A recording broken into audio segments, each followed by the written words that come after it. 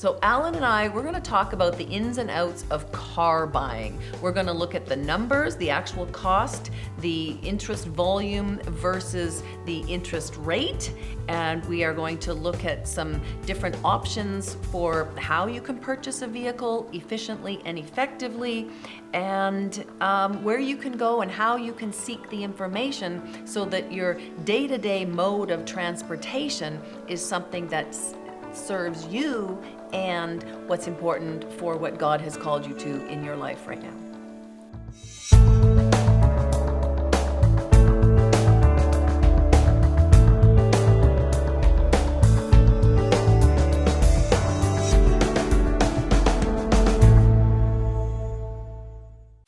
Hi there, and welcome back to Faith for Finances. My name is Sam Piercy, and I am your host. And I am really excited today to welcome Alan Johnson. Alan is a MoneyMinding ambassador located in Prince George, British Columbia. And Alan, you want to say hi? Hello from sunny Prince George. Awesome. Alan has been a long-time financial professional. He and I have followed each other and been connected for almost 10 years, I guess now, eh? His specialty is insurance advising and cash flow management. And so our discussion today is on buying vehicles. We are not in the automobile dealership or automobile industry. We are in the encouraging, empowering world. And so what we want to do is, I guess, present some different ways of looking at car financing and awareness, and to be able to help unlock some of that entrepreneurial thinking in that area of car buying. Car buying, of course, in the MoneyMinding system is right at the basis of one of those things that are important for us to have, just like food and shelter. And so, Alan, you want to start off by sharing why it is that you and I are having this discussion and your example. So introduce the whole cash situation. You bet. Well, we all are well aware of the fact that our homes are probably our biggest expense over a lifetime of working, and our vehicles would come in second place. Mm-hmm. And so there's a lot of money spent on vehicles in a lot of families. And it's one of the two areas we should definitely address to see, is there a better way for us to own vehicles, a more effective way to own vehicles? And I think more important than anything is to just identify typically what we currently do when we buy vehicles, get that in perspective. That will help us decide whether or not we might want to do something different. Amen. So when I try to explain the process to my clients about approaching a vehicle, a car lot and buying a new vehicle, I used an example of an investment. Ask them, look, if you're going to bring me an investment of, say, $43,000, let's pick a number. This would be probably the price of a typical truck up here in Prince George without too many extras on it. Sure. It doesn't really matter the price. It's just whatever it is. Yeah. But I use the example, if it's an investment and you're going to come and bring me some money as an advisor, I'm going to invest this money for you for a few years. And so we're going to meet after 1 year, and you're going to come back and we're going to evaluate how your investment's doing, and I'm going to announce that your investment's actually down 25% over the past 12 months. Nobody wants to see that, yeah. Mm-hmm. Yeah, and a year later, we're going to be down another 10%, and the year after that, another 10%. And so I asked the client, so how would you feel about that investment, and how would you feel about me as being your advisor? Sure, and I suspect a lot of people wouldn't be too thrilled with myself or their investment or the performance of it. So to put that in perspective, I just say, well, let's just change the name from investment to your next vehicle. Sure. And that puts it into perspective, because this is quite often what happens to most people who buy new vehicles. There's a few exceptions that they're not going to depreciate quite as much. Mm-hmm. But for the most part, most of them do at least 25% in the first year. And, how many years do people own their vehicles? A lot of people turn them over 3 or 4 years down the road. Sure. Yet they end up financing them for 7 years or 9 years. Right. So let's just stop there for a second, because one of the things that I know that happens when we start getting down this road is people go, oh, does that mean that I can't have a new car? Or they kind of go, ugh. Or then we end up bringing this guilt and condemnation and this sort of the shame that kind of says, oh, it's way better than if you always have a secondhand car. But you you've owned new cars and we've owned new cars, and we're not saying don't have a new car. We want to present the facts so that then people can look at their situation and then make an informed decision, knowing the numbers and calculating it based on what is most important to them in their life right now, their current financial situation, being intentional with their spending and what God's called them to do, right? Carry So on. new vehicles, for a lot of people, they're used to that. You're having new vehicles every 3 or 4 years. And so our job is to try and find out, is there a more effective way to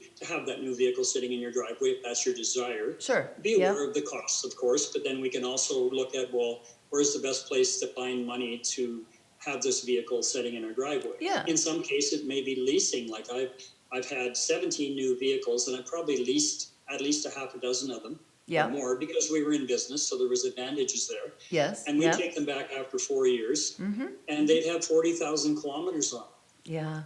So a $40,000 vehicle all of a sudden is worth $18,000 in 4 years. With 40,000 kilometers, it's not even broke in. Sure. So it showed to me, like, well, why aren't I going in and buying the kinds of vehicles that people like me bring back? I think the key here is that a vehicle that suits our needs and our lifestyle and what God's called us to do is part of the whole money minding method for making decisions from an entrepreneurial perspective, so that we are being effective in using the resources and the tools that God has given us to fulfill our purposes, right? So what we want to be careful of is to get into this, well, I can't do this and I shouldn't do that, because that opens the door for not good enough and I can't do this. And then we start to get complacency or guilty or judgment or even fear.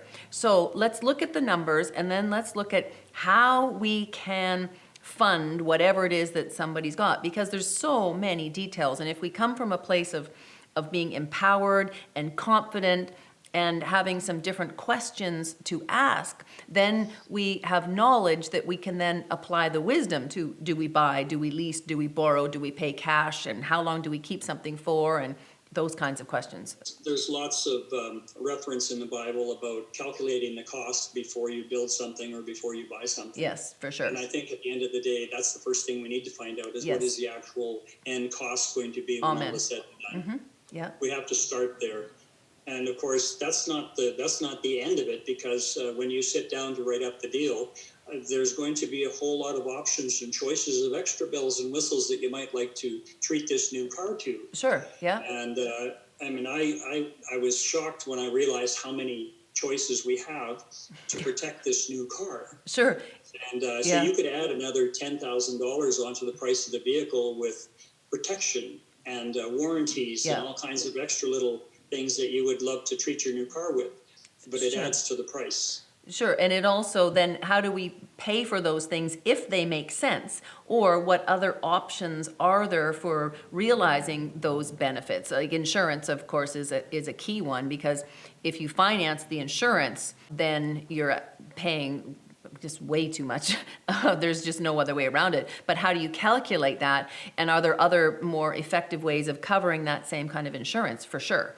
And so those are questions and things for people to be aware of.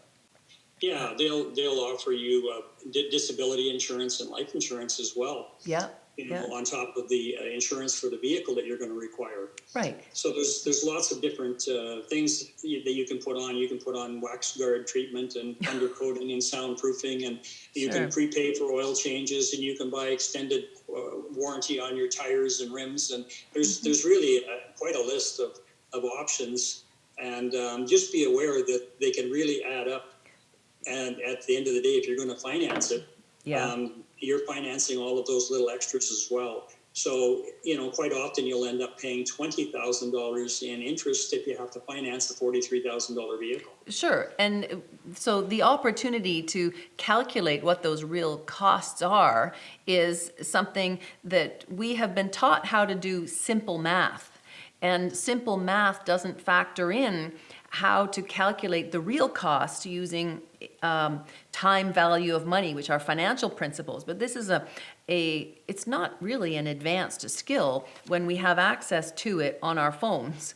But it does require us to start to think, and to think in terms of more than just, I need a vehicle to get me to and fro. We need something safe. We need what kind of vehicle, what are the finances I have available, and then to actually step back and to be able to say, this is what's being presented, and then to find somebody who can help do the calculations or learn how to do it yourself, right?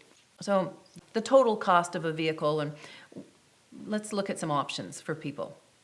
Well, that's the thing, right? There's some people have very little of their own money, so they're going to finance the entire vehicle. Sure, yeah. They might have a couple $1,000s to put down, and they'll finance the rest. Yeah, yeah. Other people might feel it's prudent to save up the money first and pay cash for it. But what happens is when they use their own cash, they've eliminated the ability of that cash to actually continue to grow and work for them. Sure. So yeah. they have to start all over again. So they miss out on growth on the money that they've saved up because they just keep starting over. Right, because we have been taught how to work, save, and then spend, and then work, save, and then spend, work, save, and spend. And of course, that's not sustainable. In God's system of increasing wealth, we plant seeds, we tend to the garden, we produce a harvest, we overflow, we give to others, we have a celebration and honor and glory to God, and then we have some to replant. But if we're just saving and consuming, then that's not sustainable. And we have been taught how to go to work, and then we've been taught how to borrow in order to get. We haven't been taught how to really to identify the seeds that are in our hand, and then how to plant those in order to produce a harvest that will get us those things that God has put in our heart or that are needed for fulfilling the tasks that He's called us to. And life right now in our culture does require certain things like communication and vehicle, good transportation. It's about seed, putting your seed to work, planting your seed for a harvest. And initially, we're the ones that are doing the work, earning the income. But what we need to do is figure out how can we get our money working for us to provide that income stream to buy the vehicle or pay for the vehicle. Amen. Yes. And there's a number of different ways of doing that. I know you have a strategy that you used or you're very familiar with. And I think that's the key. So we're not always trading our time and labor for the money to fund the things that we want in our life. And so when you get to the car lot, you're going to find out that their biggest focus is to try and find out what can you afford per month. Yeah. It's all about monthly income or monthly expense, right? It so is. They can put any kind of a deal together and make it fit your budget. Yep.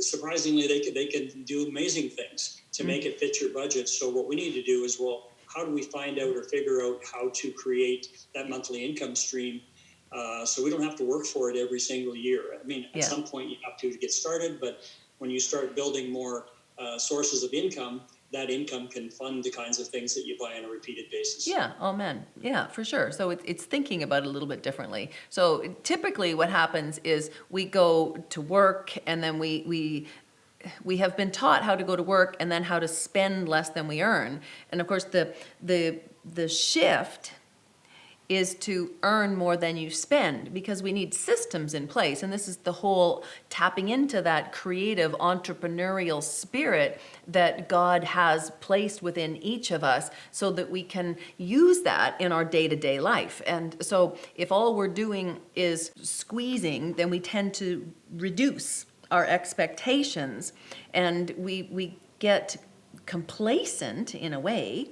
And so what are some things that we can do? We need systems, of course. We need to be intentional. We need to be surrounded by like-minded people that aren't going to be heaping guilt and condemnation and shame or judgment, or whoa, look at that fancy car, look what they're driving, ooh, look at that, right? Because people tend to we can take that in, and we can then say, well, I'm not worth a new car, or I'm not worth a particular brand of car, and I'm only this level. If God's put on your heart to have a fancy car, great. we don't necessarily need to know why.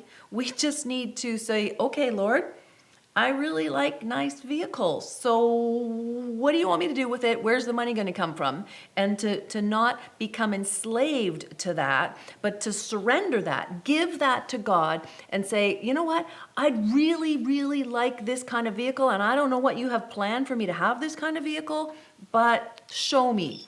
Show me what it is. And maybe it's not a fancy car. Maybe it's just something safe. I mean, we give our kids the cheap cars.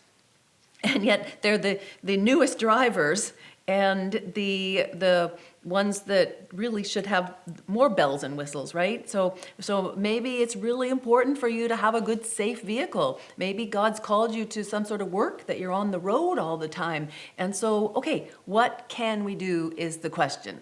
So we've got an example of a $43,000 vehicle. And over the course of was that a 7-year period? That was 7-year period, yeah. Yeah, so 7 years just with the vehicle, not including all the extra bells and whistles, was going to cost $63,000. Yep, And $20,000 interest. And it was going to be worth how much? Between $14,000 and $23,000 at the end of the 7 years. Yeah, okay. So there is ways. Alan works with his son Andrew, and Andrew's got a great example of, it's called bootstrapping. So you can start small and then you can build up, and that works for a lot of people. So what if that's not an option? What if you've got this amazing new opportunity, new business, new job, new career, new whatever, but you need to be on the road a bit more? So what if bootstrapping and working your way up isn't an option? Well, this is where we look at, our different sources of funding. Mm-hmm. And you can borrow from the car dealerships, of course. You can go to your own bank and arrange financing, mm-hmm. find out what the interest rate is. Yep. And I find more often than not, we are distracted by the posted interest rate on loans or mortgages. Yeah, really good point. Which is quite misleading because sure. Even in the example that I'm using here, I want to know how much actual volume of interest that I'm paying, the actual dollars and cents, because that speaks volumes to me. Yeah. So the loan may be, 3.75%, but if it's $20,000 in interest over 7 years, that speaks volume, and that's got nothing to do with 3.7%. It's 31%. Yeah. Yeah. You're paying 31% interest on that vehicle. So we need to keep it in perspective to then decide which money can we use as more effective as a source. Now, I use the example of a bank. You can borrow the money from the bank and pay the bank back. Mm-hmm. So at the end of the loan, you got the vehicle and the bank got the money. Right. But if you had your own little banking system and did exactly the same thing with exactly the same payments, mm-hmm. and you paid your own banking system back, you ended up with your money back and you ended up with the vehicle. Right. You just need to get some money in your bank in the first place. Right. So this is a strategy that we try to get people moving towards so they can end up paying cash for their own vehicles. Sure, I call it like put them in the driver's seat at the car dealership, because now we're going to avoid trade-ins. We're going to go in there with cash. We're going to talk about a big discount off the price of the vehicle right out of the gate because we got our own money. Sure. I mean, it's like, what do we have that's where you can have your cake and you can eat it too? So the entrepreneurial thinking part of that is, what do you have in your hand right now that you can use to create income of some sort in order to accomplish some other purpose? So how do we multiply what we have? And so one way is cash.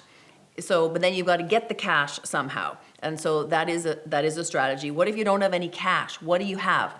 I have a chair. I could sell my chair to make some money, right? We can do that. We're always thinking, well, what do I have? We're always thinking we have to go to the financial system. So what do we have in our hand right now that we can leverage?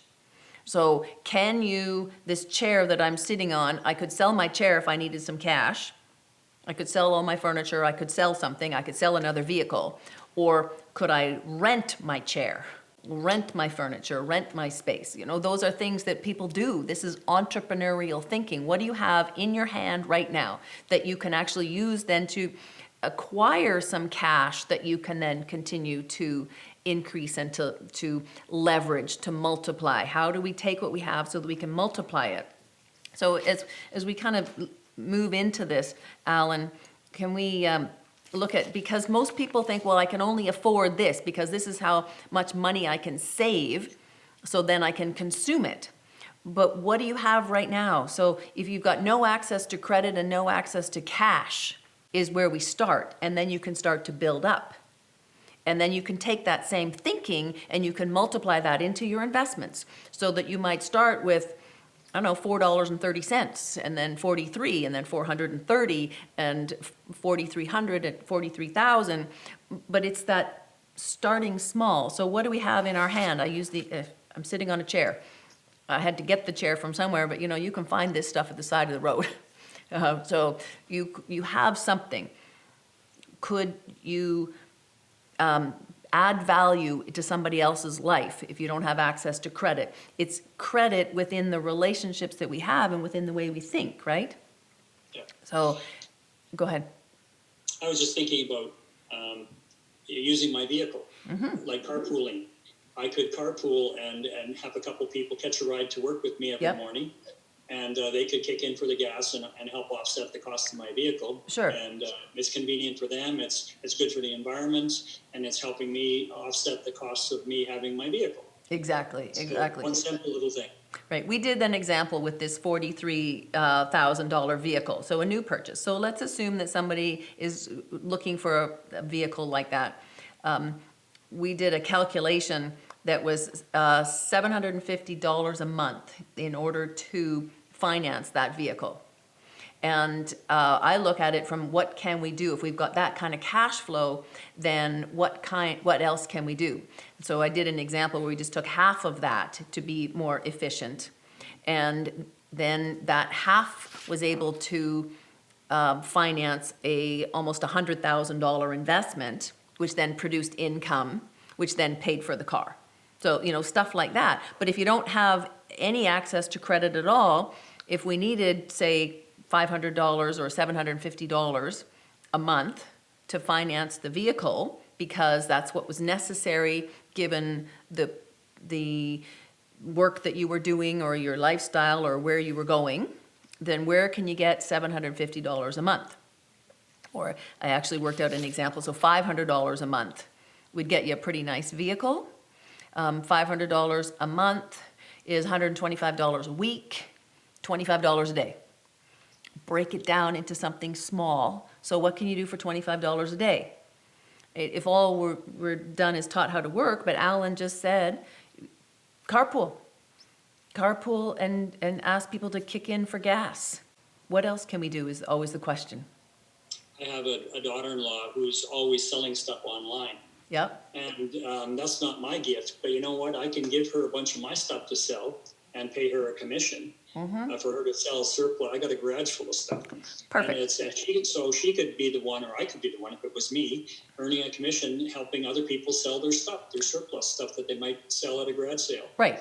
Yeah, exactly. See, we're thinking cars, and I'm hoping that what we have accomplished is we need a vehicle. Everybody is got a different desire and a different cost. So we want to be intentional with what are the costs. We want to be aware of what the costs are. And then we want to actually become informed and knowledgeable. And I keep picking up my phone because you can get access to financial calculators and do the financial math yourself. Take the time, get a piece of paper and a pen and write down what's important to you and do that. And then figure out what the cost is going to be and then go back and go, okay, what do I have right here? What can I do so that I can use some asset that I already have? Maybe it's an idea. Maybe it's some young person that is looking for an opportunity that can do some work. Because if we're